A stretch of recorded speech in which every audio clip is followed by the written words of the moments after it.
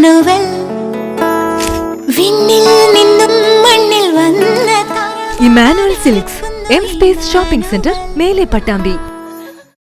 പട്ടാമ്പിയിൽ വിദ്യാർത്ഥികൾക്കായി civil service talent പരീക്ഷ നടത്തി.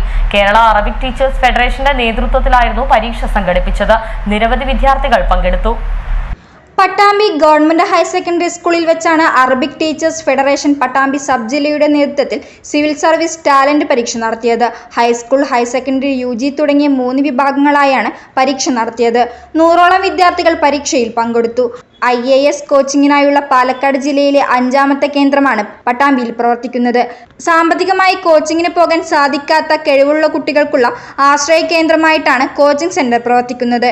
MSF പ്രവർത്തകർ, യൂത്ത് ലീഗ് പ്രവർത്തകർ തുടങ്ങിയവർ പങ്കെടുത്തു.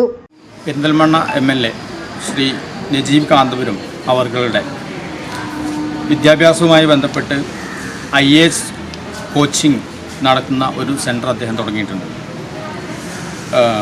അതിൻ്റെ ഭാഗമായി ആ IAS കോച്ചിങ് അക്കാഡമിയിലേക്ക് കുട്ടികളെ തിരഞ്ഞെടുക്കാനുള്ള ടാലൻ്റ് എക്സാമാണ് ഇന്ന് ഇവിടെ നടന്നുകൊണ്ടിരിക്കുന്നത്. കേരളത്തിലുടനീളം ഇന്ന് ഈ എക്സാം നടന്നുകൊണ്ടിരിക്കുന്നുണ്ട്.